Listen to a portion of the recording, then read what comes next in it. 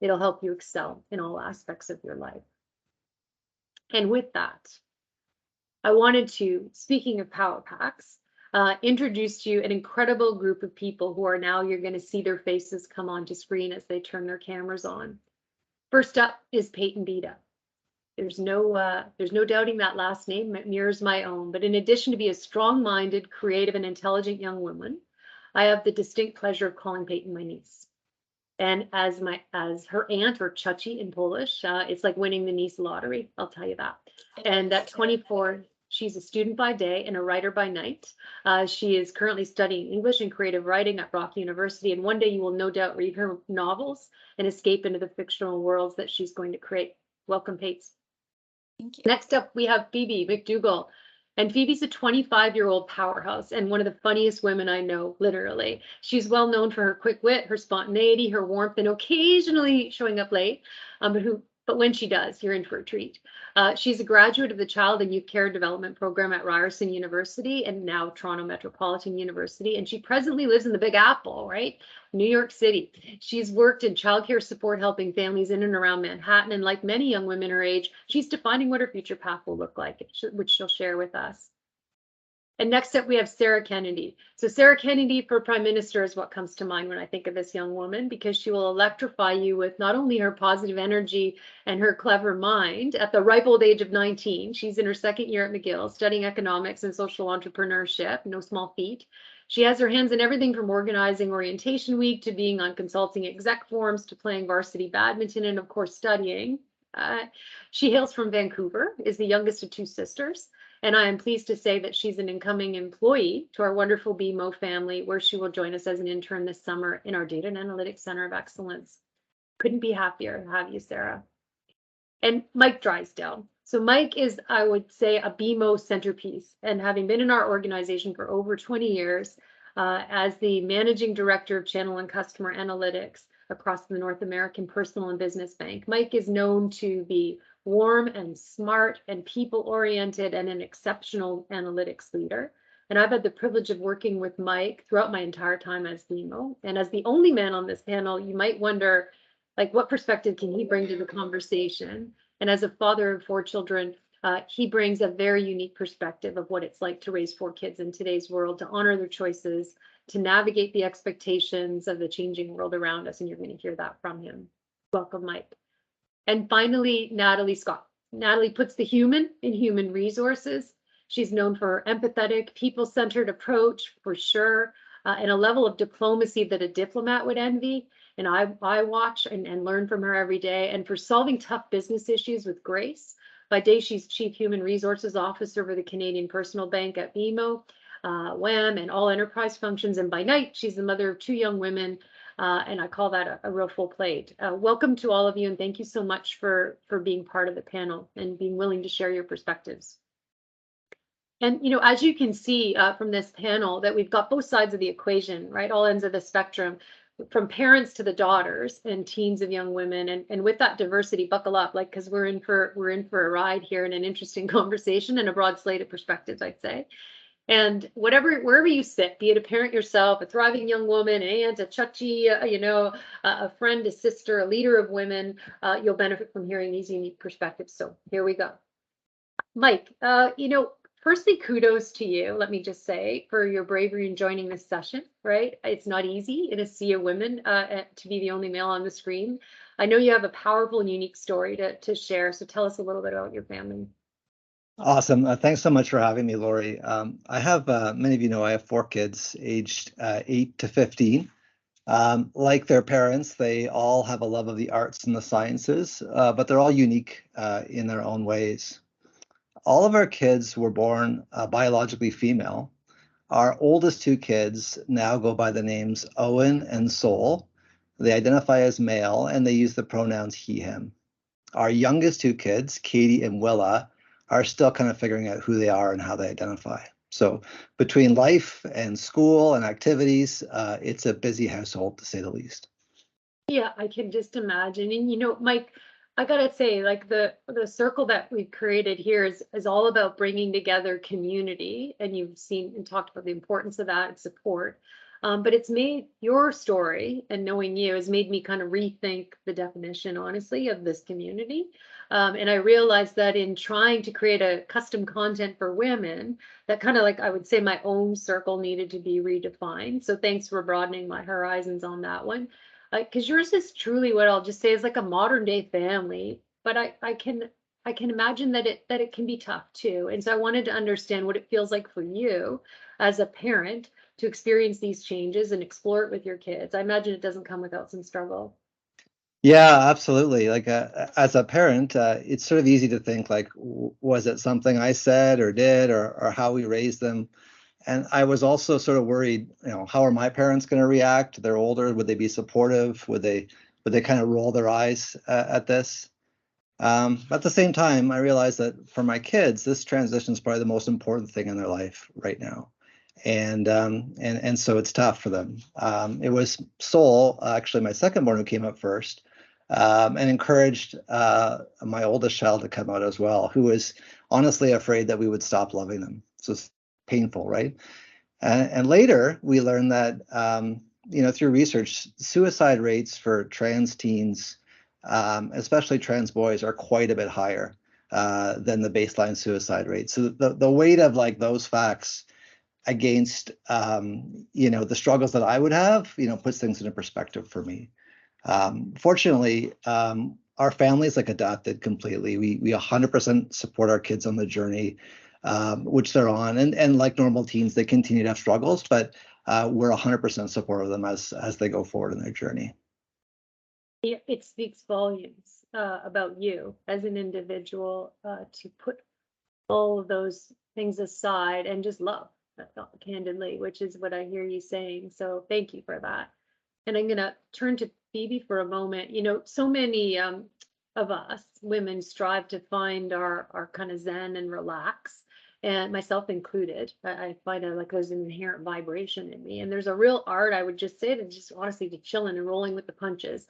And I truthfully, I actually admire and I study those people who have the ability to do that, almost like they're in a petri dish. I try and figure it out and get part of that to rub off. I mean, you're one of those people. And so it's a true compliment. But I wanted to know like what it feels like for you to live your life with that high degree of flexibility and openness. Yeah, so I mean, it can be spun in so many different ways. And I do feel like it's a bit of a double-edged sword, kind of having these terms like free spirit attributed to me. On the positive side, it kind of allows me to feel like I'm, getting the most out of life. Most recently, I went on a bit of a spontaneous road trip out to from Toronto to Vancouver for an uncle's funeral, where I was kind of able to make the most out of a hard situation and get this really cool experience along the way. But at the same time, making these kind of decisions, you also feel the pressures. You're not free of that to have it all figured out and to choose a more linear path and to kind of settle down in a way that makes sense to more people. I will say I feel like that there's been a bit of a shift in also like how these qualities in myself have been perceived over the span of my lifetime. More specifically, as I've transitioned now, I'm, into my later 20s. And it does take a bit of a shift because I feel like a lot of these qualities are seen as a lot more charming when they're associated with being youthful. But then you hit an age where all of a sudden the language starts to shift a little bit, and free spirit sounds a little bit more like insinuating instability, and flexibility and openness to all these experiences starts to sound a little bit more like, well, are you just indecisive then? And I felt that shift as I've aged a little bit. And so it's hard to strike that balance of feeling like your decisions to pursue a bit of a free spirited lifestyle and to make the most of things is also respected by the people around you. Yeah, it's what an honest answer, right? On all ends, and good for you for recognizing it. But then there's a part of that which is, and we'll chat about it as the panel progresses, like staying true to yourself and trying to figure out what that means for you, which is, I think, at the heart of a lot of that.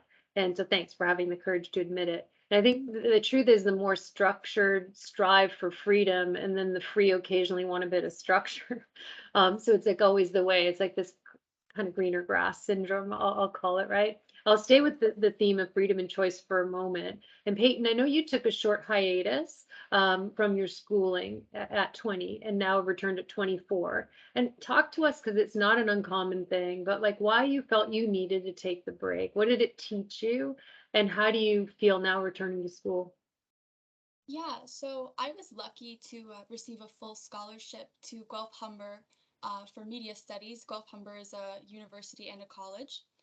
And I chose this program because it seemed that it was a perfect sort of fit for my interest in journalism and PR, and it was sort of general, and it would give me a lot of chance to decide as I went along what I'd like to do for a career. And as I started to experience that lifestyle in Toronto, I came from Niagara in a pretty rural area. I found that that environment was a little bit difficult for me, and I realized how important environments are to succeeding. Like just being around so much noise all the time was not good for someone like me. But also on a broader scale, I just struggled. And I felt like maybe I had kind of pushed myself to make a decision too quickly as to what I wanted to do. And by year 2, I realized that it really wasn't the program I wanted to be in. But I've since I was very young, was interested in creative writing. And I realized that was the passion that I had, but I wasn't quite sure how that would look or how I would have a real job or a career in that field.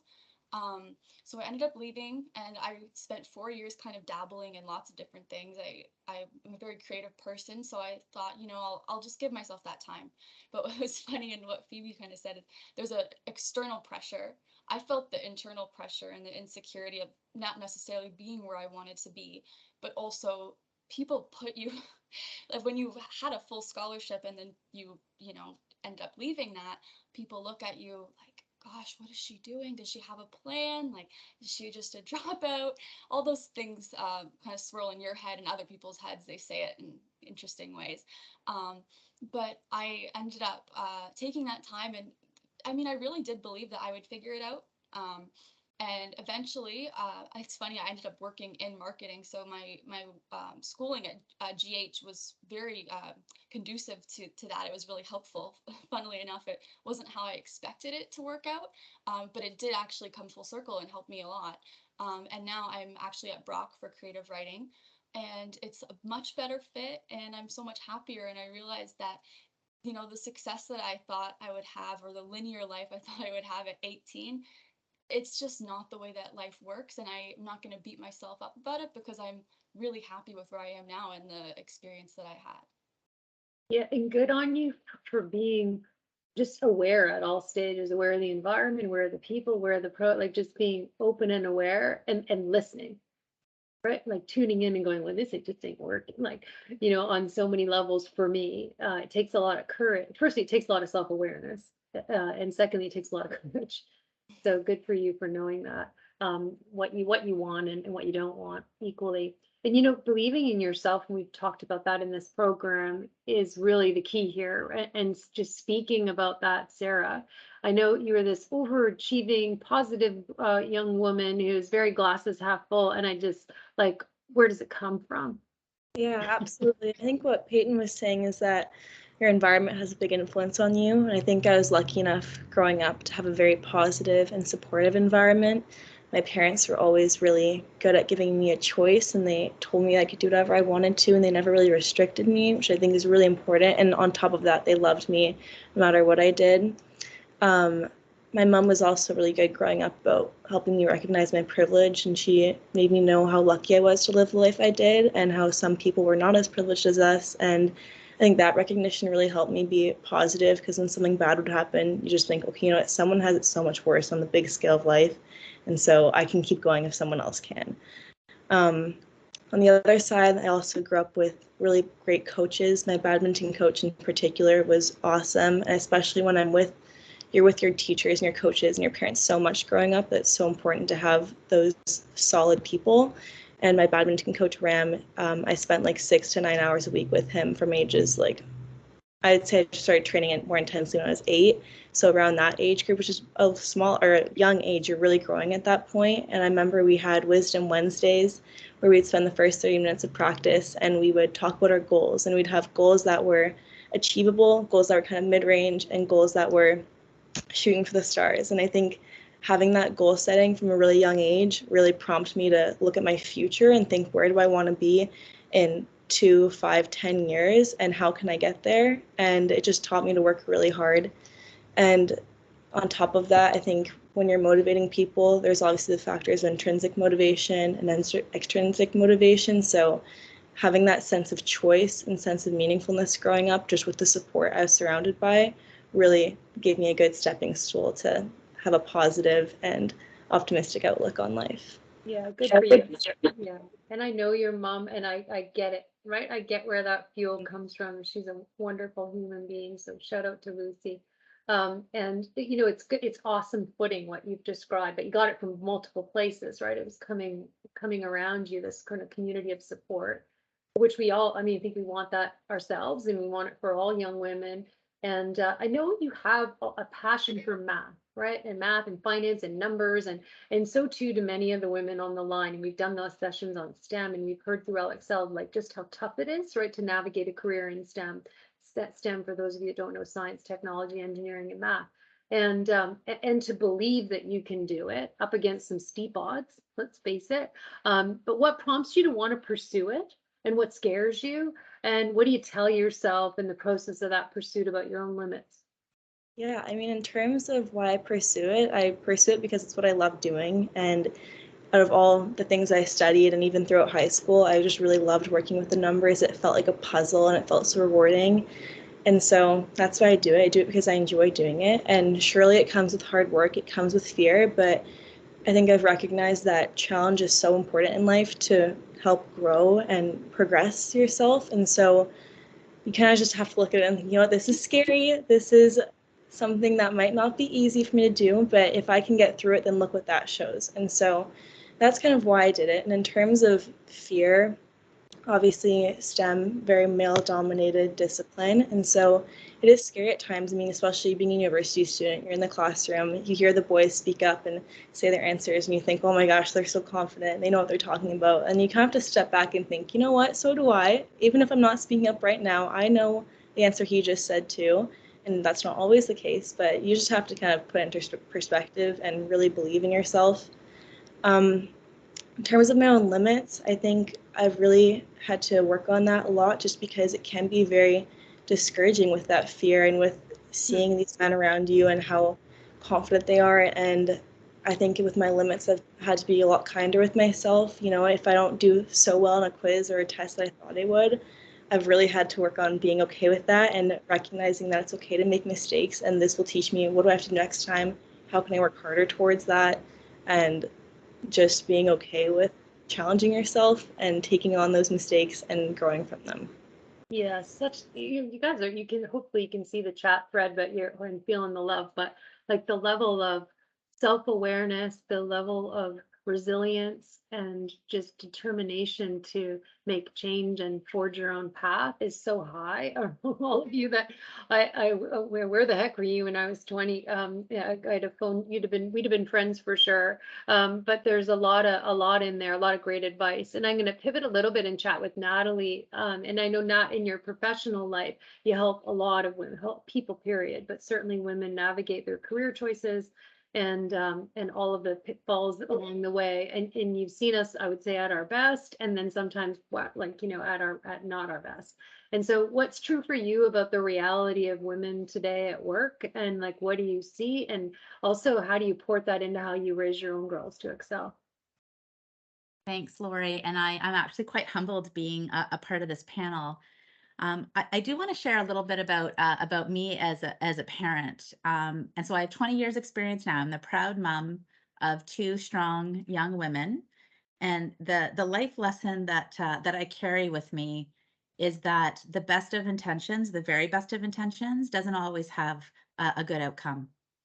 And that the goals that we have for our girls need to be their goals. And so I'm really inspired by what I heard Sarah talking about, which is our girls really need to have a say in what it is that their best life looks like. And so my oldest daughter is now 20 years old. And I say a lot of this with the benefit of hindsight, and of course with my daughter's permission, because this is really her story. It's really hers. That's the biggest lesson we've learned. This isn't our life story. This is her life story. Her name is Meg. And as parents early on, we had a really good idea of how we wanted to raise our family.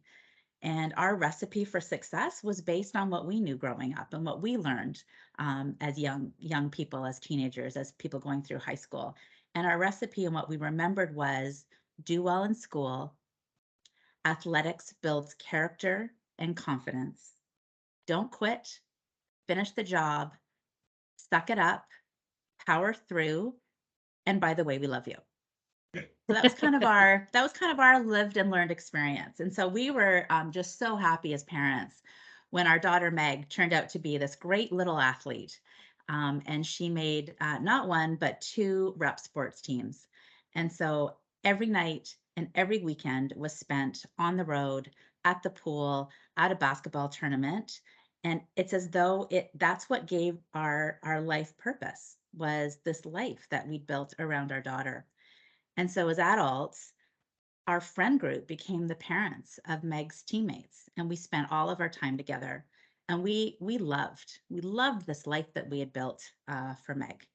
And in hindsight, we actually built it for us. Meg didn't actually have much of a say in it until one day she did. And so Meg decided that she wanted to quit the basketball team. She'd had a couple of bad experiences with other teammates. She wasn't enjoying herself. And we said, no, your dad is the coach. You can't quit the team mid-season. And so she sucked it up. And we didn't see that she was struggling. And so as parents, we missed some pretty important early signs around mental health. And so some of those stats, Lori, that you shared early on, were stats that we learned later than we should have. So a few months later, after she was still sucking it up and playing basketball, she was competing at a swim meet. And as her heat was getting on deck, we could hear her name over the loudspeaker. They were looking for her, and she wasn't on deck for her race. And so I ran to the change room to see what was going on. Maybe she had snapped a strap on her swimsuit. How could I help? And instead, I found Meg on the floor, curled up in a ball. And I looked at her, and everything about what my dad would have said to me came rushing into my head. Oh my God, get up, suck it up, get in the pool. They're waiting for you. And she just looked at me and she says, Mom, I can't do it. I'm not going to race today. And I knew in that moment, I couldn't do this for her. I can't throw her in the pool. So I quietly wrapped my arms around her and we left the building. And so we knew that we needed to do something, but we hadn't given up on our plans for Meg. And so we got her some help. We got her a performance coach to help her with performance anxiety, because that's what we thought was going on. And what we know now is that she wasn't just struggling in sports, but she was struggling in life. And that grip of anxiety was just getting tighter and tighter. And again, we were missing the signs. And so it wasn't until many months later when I got a call from her high school. And what they said to me, I was at work, I had to step out of a meeting, I was a little bit frazzled. And the words that I heard was, your daughter is safe, she's in our care, and you need to come right away because we're worried about her hurting herself. And so it took a complete stranger to tell me that my daughter was in crisis, and for us to see that as parents, the life that we had built for her, around her, our expectations, it wasn't what she wanted. And so she was really struggling. And we built a life that she really had very little say in. And so we got help, not just counseling and support for Meg, but for us as parents, because we need to rewire what our expectations were, what we thought we knew about being great parents. And we had all the right intentions, but we weren't building a life that had our daughter's best interest in mind. And the reality is, and I've Mike and I have shared some of our parenting stories together. We've never done this before. We're going through this as parents and kind of stumbling through it day by day, week by week. There's no playbook on how to raise your child. You think you know what you know based on what you've lived and what you've experienced. But you really got to stop and ask your own kids, what do they need? And so I'll never forget the first time I looked at Meg and I said, we were having an argument. I said, you know what? I actually have no idea what I'm doing. I have no idea what I'm doing. I need your help. And she looked at me with shock and horror. She's like, you're the parent here. I'm like, I know, and I need your help. And so that's something that I wanted to leave with all the parents, all the aunts, uncles, family, friends on the line, is it's okay to ask for help, and it's okay to realize that what you think you know isn't going to be what's best for your child. They don't always know what's best for themselves either. They're still growing, they're still learning, but you figure it out together. You know, Nat, the same way you wrapped your arms around your daughter when she was in the getting staged for the race, you got that going on in the chat thread. I think there's people who would jump up and hug you if you're in the office. And like, it's funny, we think kids are kind of growing up doing their own thing for the quote first time, but you never really think about like a parent. We look at it leaderships, we're like, oh, they're a first time leader, but we don't really say like it's a first time parent, but like that's what it is, right? So who the hell prepared you for this? And Right. you know how our parents parented, and I don't have the privilege of being a parent. I could never have children, but I love kids, but I'm like, well, I wouldn't know the first damn thing about it. Like, and so I think that moment where you're like, listen, I'm trying this on too, and you expect me to know, but I don't, and that dance between child and parent is a real it's something you learn right together. And so I think good on you for tuning in and listening.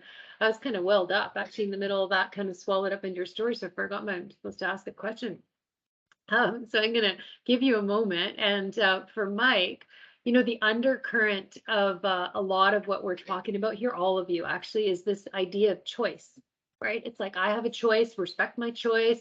What the heck are your choices? Like, and also in your case, like choosing to be who you are. And you said it at the onset, right? To fly in the face of the odds, like to do the unpopular, to choose what to do with our own bodies. Like, you know, how's that whole narrative going? And Mike, like at the heart of your story is for Owen and Soul, and great names, by the way, is this whole idea of like, I'm choosing this, like it's a matter of choice and exerting what it is that you want. And so can you talk to us about how you see the kind of experience within your own family and this, how you see choice? Yeah, no, great question, Lori. First off, I just want to say I'm incredibly proud of my kids.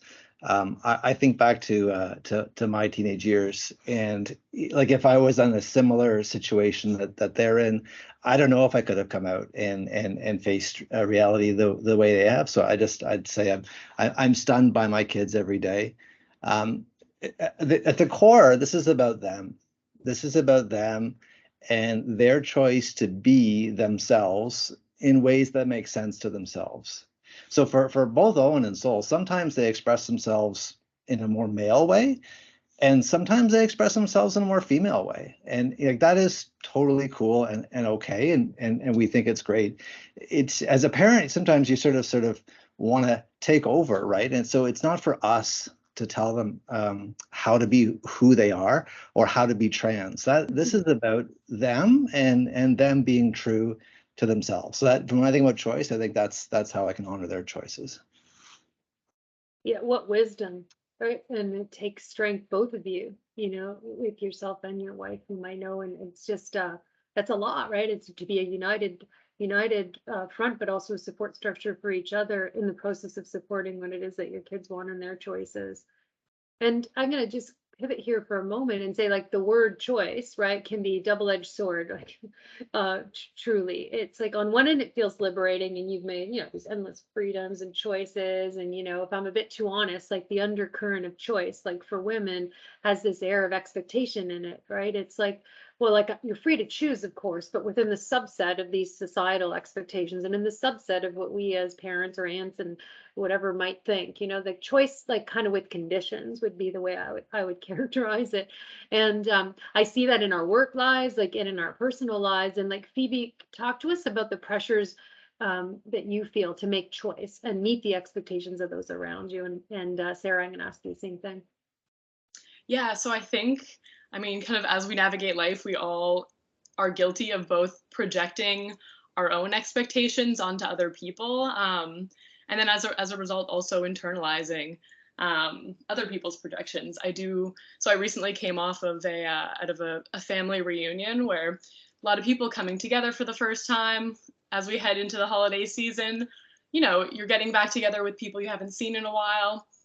The kind of series of questions that you tend to get right off the bat is, oh, so what are you doing? What's going on in your life? Update me on this, this, and this. And I think it's really, from my own experience just this past weekend, it really kind of reinforces where your values lie based on, or what value you have to offer based on the line of questioning that you tend to get.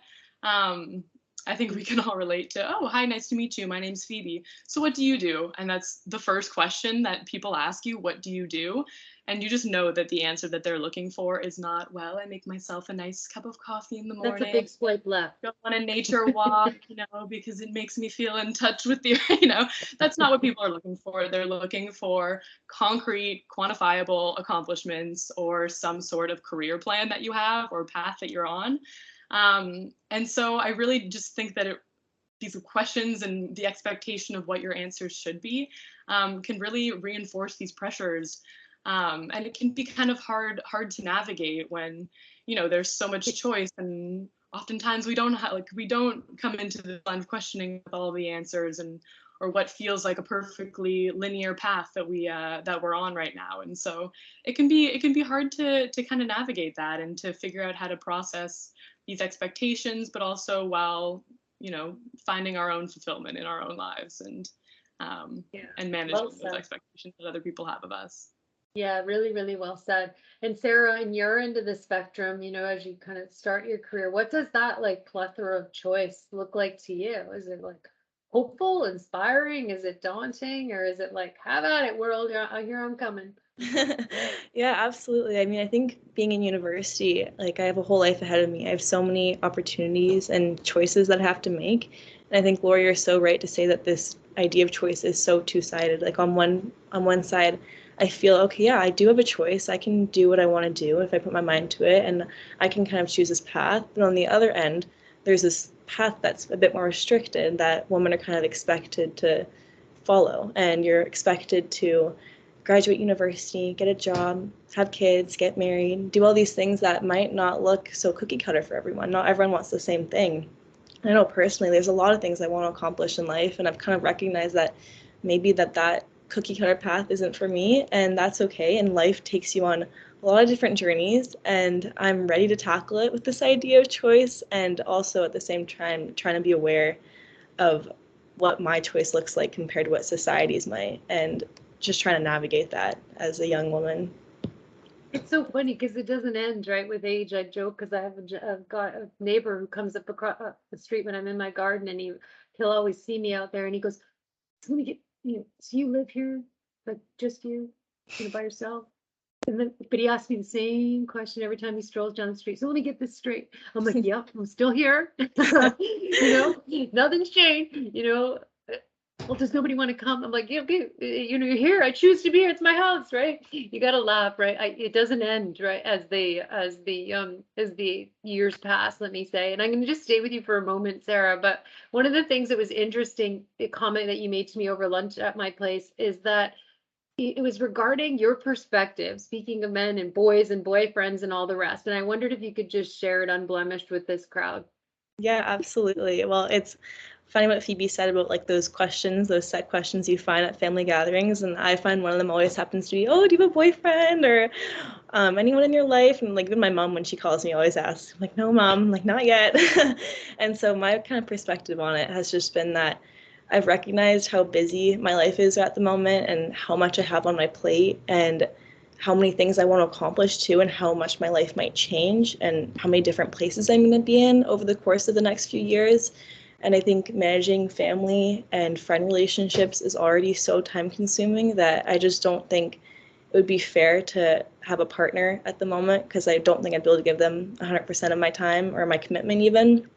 So on that note, like I'm not opposed to a boyfriend, obviously. If someone comes along or a partner, if someone comes along and they inspire me and they motivate me and I really want to make that time for them, then that's great. And I'm totally open to that. But where I am right now, that I haven't met that person yet. And so I'm totally comfortable being independent and just going on my own wave and my own ride until maybe they do come along. And who knows when that will be. But right now I'm totally content and happy where I am. So No, remarkable, right? Not over to you for a moment, but I know the flooded choices and all these kind of heaping expectations is certainly not unique. Like we all feel a kind of burden and expectation. We've heard about it from Phoebe and Sarah, and Peyton at the get-go. But from your lens and from your daughter's perspective, what keeps you up at night, and how do you navigate that? Yeah, what keeps me up at night is when I mess up and when I slip up with my kids. It's not when I mess up at work because I know I can recover. It's making sure that I'm leaving that door open with my kids. And so one of the things that I've learned is the transparency and honesty with my girls. And so I've often said to them, because so Meg is in her third year at university and she thinks she's pretty clear on what she wants to do. But every once in a while, she's not so sure. And so I remind her that I'm still figuring out what I want to do when I grow up. And she looks at me and she's like, and she said this to me, "You are a middle-aged woman. I think you need to have it figured out by now." And I said, "No, I actually, I actually don't. I don't." And you have to be ready for what comes your way. And I repeated something that she said to me while I was trying to make a decision. And she said, "Mom, do what makes your heart happy." And so I say that to my girls, Wow. like, do what makes your heart happy. Yeah, I mean, what good advice and what liberating advice, and Pates, I'm gonna just talk with you for one moment around this kind of undercurrent of boundaries, like people Mm. crossing over into your space or judging, and kind of what we're talking about here is sort of these personal and professional, and it's like all about knowing our boundaries and navigating between them and learning what the heck they are. And I've spent years in therapy trying to unpack and forge mine, right? But there's a lot in there, right? There's a lot in this idea of a boundary. So what have your personal relationships taught you about boundaries, like what you'll accept and what you will not accept and what you need? So it's kind of funny because I feel like my experience is almost a foil to Sarah's. Like I wish that I had had Sarah's mentality at her age, because I was that girl who had a boyfriend always. That was my identity. Part of who I was taking care of another person and being loved, and it was really, really important to me. And I do feel like as a woman, there is this societal and internalized as well pressure to overextend myself. And we did talk about that a little bit. You're striving for perfection, and external validation became very important to me. I got kind of addicted to it. This kind of led me to accept less because I was more focused on providing enough to be worthy of some kind of validation or love or whatever it was, as opposed to objectively examining the value of what I was receiving in my relationships and like the people that I was spending my time with and what I was getting out of those experiences. And my self-worth was really tied to the treatment I was willing to accept. And that led to a lot of negative relationship experiences. And I found that when I was feeling insecure, and this was when I was not in university, about my level of professional success and my place in the world, I kind of would bury it with this like male validation. Like, you can go on Tinder these days, you can go everywhere, and it's easy to feel that lower level validation from a person. And that just became like my cycle for a while. I didn't really know how else to feel good about myself. And it took a lot of years and a lot of help and a lot of power packs to unlearn that behavior. And I've been able to kind of work on those feelings of inadequacy and turn them into something more positive. So it became, when I felt that way, instead of going on Tinder or talking to a boyfriend or whatever it was, I became more focused on mindfulness and self-care. And I would, if I felt that way and I would identify that feeling, I'd start writing. And that kind of from there has turned into something a lot healthier. And I'm pretty proud of myself for that because it took a lot of work. As you should be. As you should. You have such incredible self-awareness and courage to be able to navigate that. And then you said something off the hop around the connection between your story and Sarah's story being foils, and therein lies the benefit of community, right? Like we're all sort of on this continuum experiencing things sort of on different levels, sometimes different age buckets, but thematically they're similar, right? There's this struggling with boundaries, finding oneself, finding your community, finding the courage and needing the encouragement and the fuel to keep going. And that's why I'm just such a huge fan of community. Even on a small screen, you find like, oh, I get that, I feel that, right? And in that sense, if you don't know, somebody knows, like somebody around you knows, and somebody around you can put it in a way that you will understand. And it's being able to be open to that, which I know you are, when it comes, like when it's served up. So it's awesome. And I'm going to do a little bit of a round robin here, but on this subject, and Peyton just spoke about it on self-care. This idea, like one thing I noticed with younger women, they seem to know and value self-care, and that's a huge compliment. And I appreciate your experience you just described was a little different than that initially, but it seems to be, there's a level of awareness of it that's different from, I'll say, when I was younger. And so I take it from someone who's really not been down that path and done well. I've had to learn it kind of the hard way, as I described. But what are two things, I'm just going to ask each of you, that you do to care for yourself? Sarah. Yeah, I think on the idea of self-awareness, it's really important, just recognizing when you really need to take a step back. And that's something I'm surely still trying to learn with, balancing everything that I do. It's hard to say, okay, I need to take a step back today and maybe not go to this, or not go to that, or not study this right this moment, and just go for a walk or do something that will relieve my stress right now. And so I think the things I've been doing recently is I like to go for walks, especially in Montreal. There's a beautiful mountain right behind me, so go for a walk, and it's just nice to clear your mind and kind of get a new perspective and let everything that's clouded up in your mind just get let free for a second. And another thing I try to do is really keep on top of my health. And my mom growing up was really diligent about that, about making sure you know that if you don't have your health, you don't have anything. And so eating well and working out and taking care of your mental health too, really recognizing when you need to take a break, when you need to get a bit more sleep. And so those are kind of the things I've been doing to work on that self-awareness and self-care. Yes, so smart. Phoebe, how about you? Yeah, so I find journaling is a great way to kind of decompress at the end of the day, and do some kind of self-reflection, and kind of from that,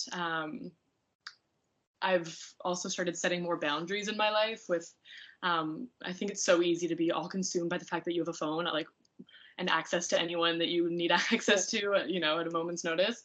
But with that can also be the challenge of knowing when to put it away, when to separate, work or friends from something else. And so kind of creating those boundaries, knowing when to put the phone away, and knowing when it's okay to not respond for, a couple hours to this or that. I've been working on that and reassuring myself that it is okay to draw those lines, if that's what I need at the moment. Oh, yeah. Good advice. And Peyton, how about you? Like what Phoebe said, definitely like getting away from my phone, because it just keeps you on this idea of like constantly thinking about time. And I really hate that, because I feel like then you're just waiting for time to pass, and then you're just on to the next thing. The future is always the focus. And so that, and then for me personally was, and as a creative, I think a lot of people would resonate with this, taking the time to just sit and not necessarily think of anything specific, whether it's meditation, but that's when for me a lot of inspiration comes, because my mind is quiet and I'm not trying to bring it anywhere to any specific place. So I give myself like sometimes hours at a time, if I have a good block of time free, to just sit. And it seems odd, but it really is sometimes my most productive time, because these ideas come to me, or I feel like I process things differently when I can really just be silent. Yeah, I mean, a Buddhist monk wouldn't argue with you. Their brain chemistry and the construct of their brains are different from that level of awareness, right? For inviting in like the now. you know, absorbing the silence. So good for you. That's tough to achieve that level of stillness. Mike, how about you? Yeah, I love all these, but for me, the morning exercise routine. So whether it's biking into work if I'm working from the office or going for a run before I start my day, I find that that sort of clears my head and sets me up for the day. And no matter what kind of chaos happens throughout the day, I'll know at least I've got my morning exercise in. So I found that. And on the meditation one, I couldn't agree more. I've done it in the past. I've sort of fallen off the wagon. I'd love to get back into it because I do find that it sort of recenters things and it focuses you in the moment versus all the future stuff. So love it. Thanks. Not self-care for you. Yeah, there's two things that I do. One's small, one's not so small, but they both make me really happy. The first one is this concept of investing in sleep and actually putting on your PJs. And so I find as a working parent, I Tip. try to carve out a little bit of time for myself. And it's usually at 11:30 at night watching the news, and I fall asleep fully clothed on the couch. Not good, not good for sleep. And so just the small act of putting on my PJs means that I'm investing and I'm going to be sleeping. And the other, and I've learned it through this forum, Lori, is this concept of reinvesting in my community and reaching out to friends, girlfriends that I've lost touch with over the years. Mhm.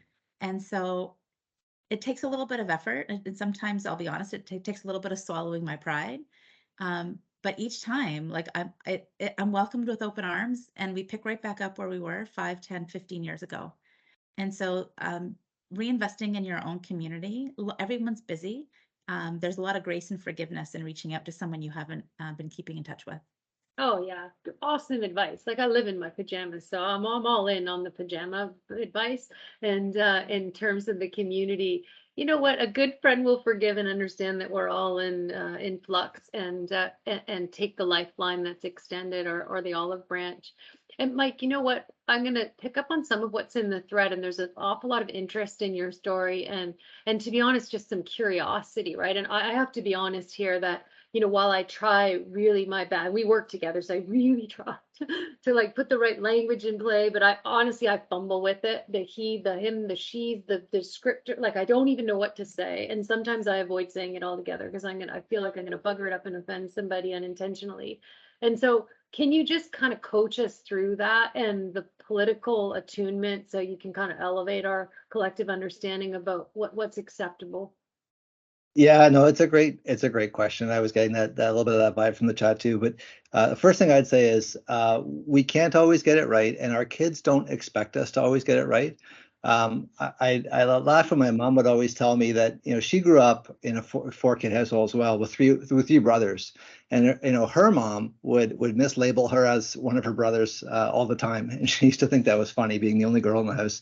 And I always thought that was crazy. And when we had four kids, I was like, well, we'll never do that. And of course, we mislabel our kids all the time. We call Owen Soul and Acadia Willa and so on. So we make mistakes all the time, and our kids get it.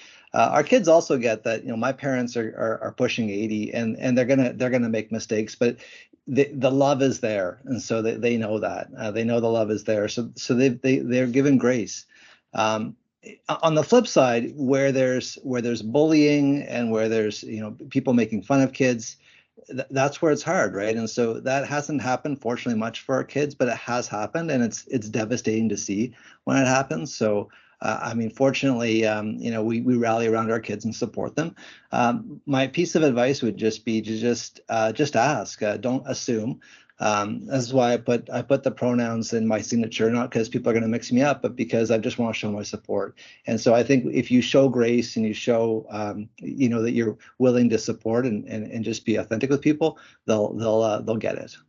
Thanks. And from a colleague perspective and work perspective, what advice would you give to leaders in the workspace? What do we need to do to be better and more respectful?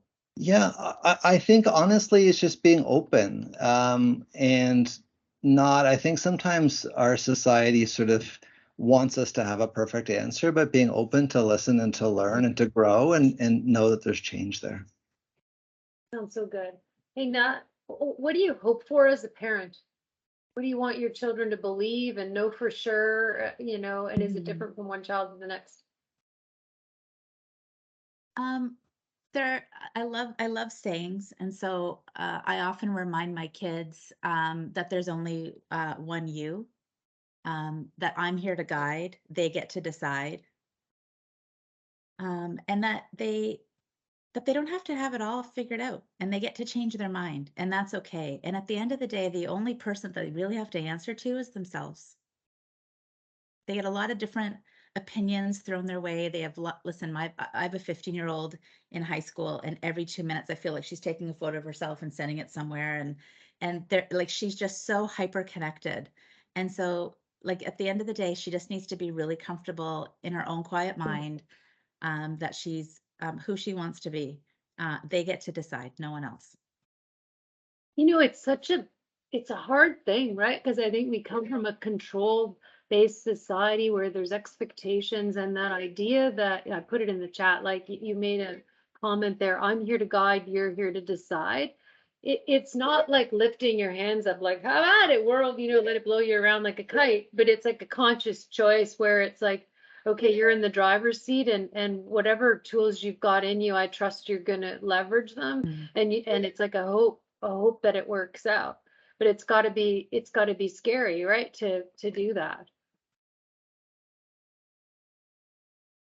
Yeah. It's like And listen, if you'll just give me a quick moment, Angela was asking me a question in the chat around, with Meg, did we change our perspective and our approach with our younger daughter?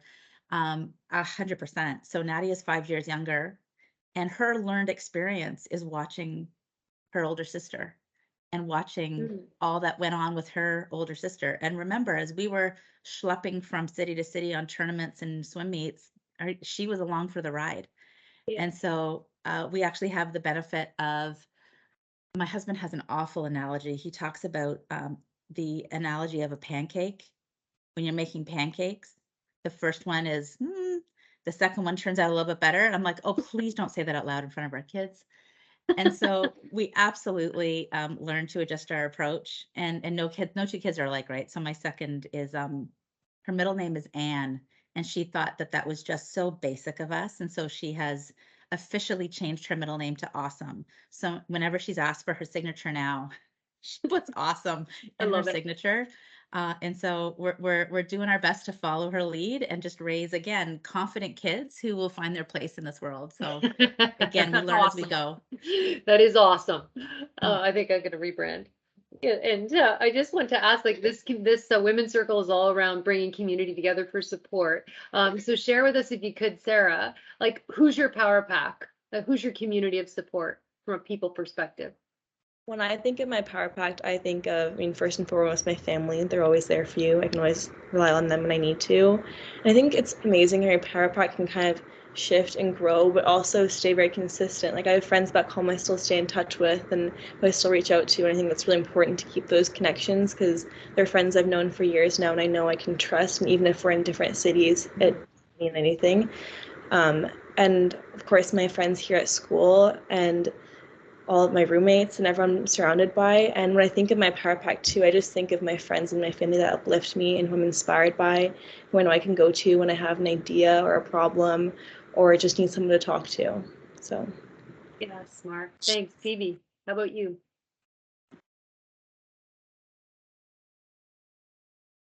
You might be on mute. Yeah, I do like that idea that Sarah said about how it kind of changes and evolves. I think it's really important to have people in your power pack that have known you for a long period of time, be it, friends from high school or whatever, who have seen you grow from a kid into what you are now, to kind of ground you and remind you where you came from, and just kind of have your back and really be that person that you trust.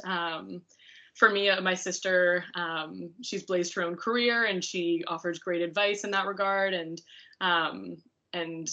as an older sister, blazing the way for her younger sister, she's really done that for me, and great person to have.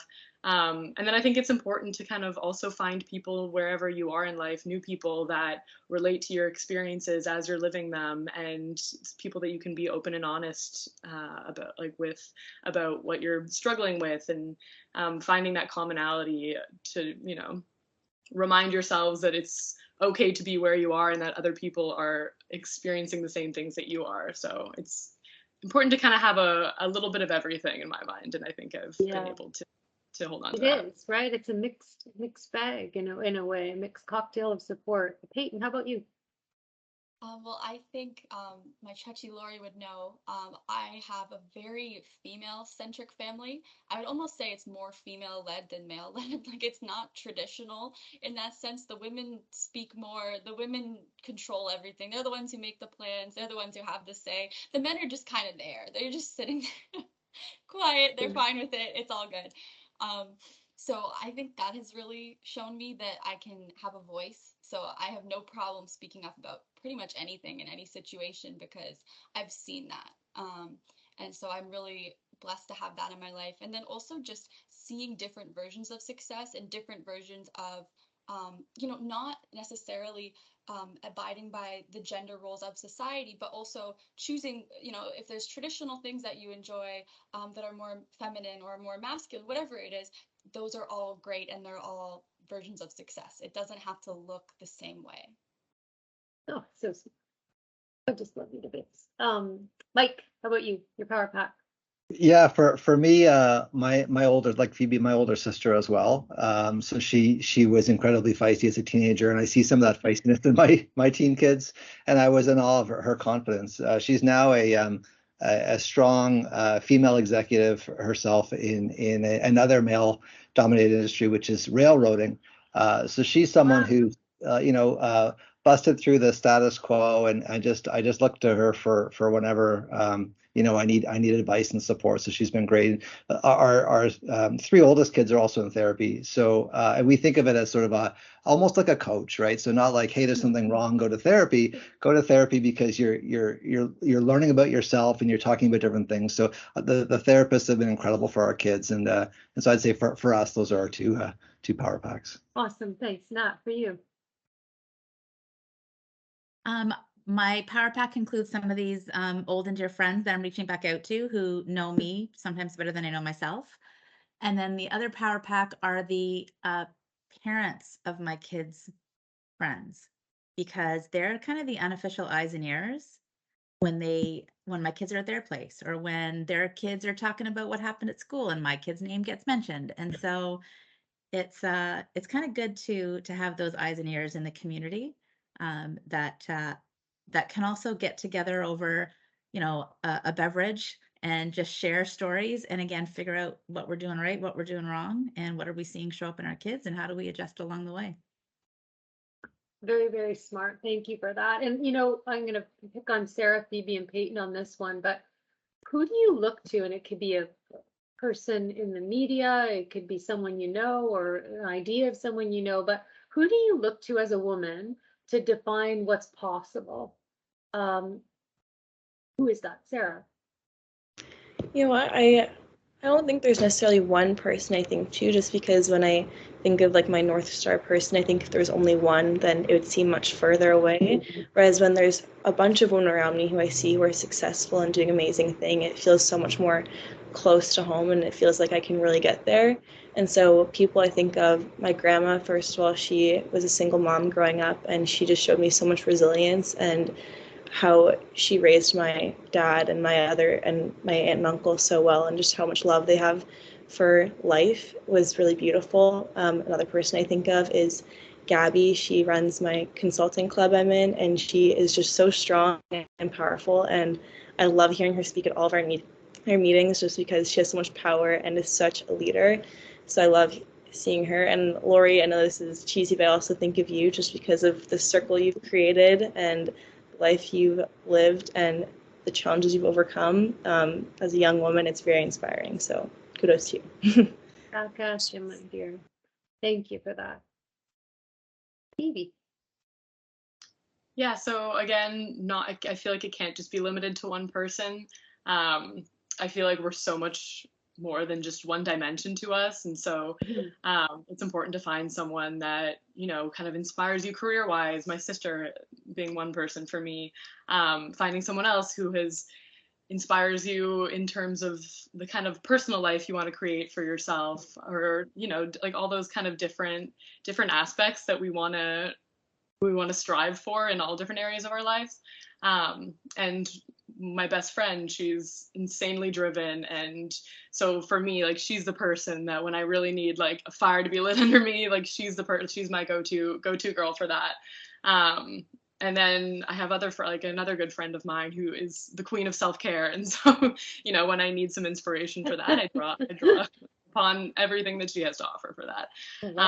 And so again, it can't just be one person for me. It has to be different people for different reasons and different things that I'm striving for in life. The queen of self-care. I need to know her. Kate, over to you. Yeah, like you guys said, I think it's definitely a whole village of people, but I do think that one person, and this is gonna sound so silly because it's my aunt. You guys have got to have this experience in the last 7 months of your ElleExcel groups and everything, but I got that growing up. I got that throughout my whole life. So I have to say, like, I mean, she looks like Linda Carter. She is Wonder Woman. Like, I remember as a kid, like, I've always wanted to be a writer, and we would there was this one point where we had this idea for a story, and we would write each chapter back and forth, and just little things like that. And just how much she's been in my corner forever, and seeing what she could achieve. Like she has, I know you have at least one novel written.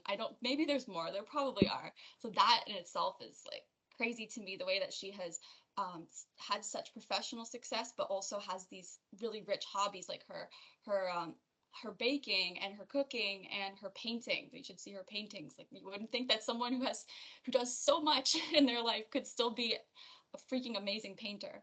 But so I definitely feel, I'll keep this getting a little bit ridiculous at this point, but I just really respect her with everything I have. I'm very lucky. I think that's a wrap. Oh, you're so sweet. It's been my privilege to have you as my niece. Kind of choked up, sorry. I would love to ask you guys what advice you would give to other young women, or other women, period. They don't even have to be young women, but what advice would you offer? You're all very wise, as we've just witnessed. Sarah, what advice would you offer? For women my age, I would suggest for them to be courageous, to be passionate, and to follow what they really truly want to do, and to defy society's norms in that sense. If there's something you love doing and that you want to do, you're going to do so much better in it by consequence, just because it's what you love to do. So I think just do things that align with your values, and reflect on your values too. I mean, we're ever evolving people and humans, so it's really important to recognize that and see where you are in your life and what maybe needs to change and what needs to keep going. So that's my advice. And as parents too, raising young daughters, I advise you to be motivating and supportive as well, and be an example for your daughters as much as you can, or your children in general. Do things that scare you, that you're fearful of, and when you complete them, and even if you don't, but if you do, reflect on that. See how you felt afterwards. Did you feel accomplished, inspired? And maybe share that with your kids as well. You're unbelievable.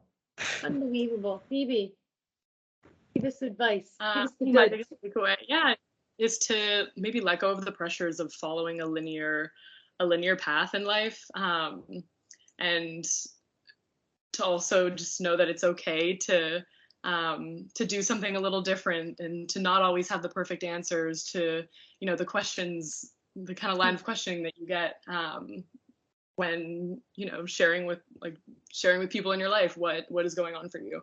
I think it's also important to find a bit of a balance of keeping a bit of the like joie de vivre in your life, and not feeling like you have to let that go as you get older, and to strike a balance between things that make you feel accomplished and motivated, but also holding on to the little things that make you happy as well. I so love that. What good advice. And Peyton, one thing I love is manifestation. I'm a big fan of that. So one thing that I do, I try to do it almost every day, is I will sit and I'll meditate, and I will think deeply. I visualize a goal that I have, or something that I would like to happen in my life, but I visualize it as if I'm remembering that it happened. And there's something about that. It just gives you this energy and this excitement. Like I already know this has occurred. I've already achieved this.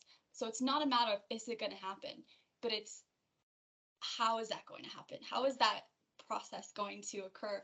And something about that is really magical for me, and it just makes me feel very excited to achieve my goals. So I would say if anyone, if you really just want to like sit with yourself and just visualize that goal and remember it as if it already happened. Yeah, there's whole fields of study on that, right? On positive visualization and just attracting what it is that you want and experiencing and feeling what it feels like. Like you are what you manifest, which is so smart. And Mike, then that, just briefly, what is it? What advice would you give to young women and girls, and what advice would you offer from a parent's perspective? Yeah, just a couple brief ones. So just try not to second guess yourself. Your first impression is probably right, and it's okay to make mistakes. Like mistakes, as we all know, that's where the growth actually comes from. At the same time, you have to play the long game, right? So we sometimes get caught up in like we just play the long game, and just stop and enjoy the present moment, right? So from a parenting perspective, for me, it's just providing that environment for the kids to grow. Like you have, as a parent, years and years more life experience, and just acknowledge that sometimes that the kids they don't have that kind of same track. So just give them the grace to grow and love them unconditionally. Like you have to love them no matter, and know that they're going to change and grow, just like we all changed and grow when we were growing up. Yeah, I love that. Live the long game. It's such smart advice. Nat, over to you to round us out. Yeah, mine's maybe a little bit cheesy, so you might be disappointed I'm the last one to go. So we're a bit of a Disney princess household here, and so we know all the words, all the songs to pretty much every Disney movie. And one of our favorite is this concept of where Elsa's let it go. When things don't feel right, when things aren't going your way, like just let it go. Let it go. I'm laughing because you have so many quotable quotes, this gang, that I'm going to adjust the whole inspirational quote reel to be able to tap into some of the expertise. I don't know. I don't know if you've had an opportunity to read the feedback in the chats. There's everything from like way to go to additional questions, and it's unreal. So we'll consolidate it so you can get a feel for it. But there's a lot of love, a lot of support on the line, and a lot of compliments to all of you for the courage to share your stories, to make your knowledge available, the humility with which you do it, the struggles that you've had. Like it actually takes a lot to do that.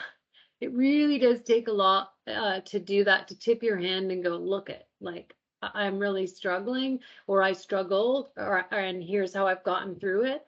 And I really, really believe that the answers are within us, right? So if you don't have them, someone's going to have them. And so maybe whether you know it or not, your advice has helped enrich somebody else's understanding, and they put that in their arsenal. And then, it's like, the Perk commercial with the hair, we all tell two friends and so on and so on and so on, and we build up, and it's like a better life, right? Like a better community for women.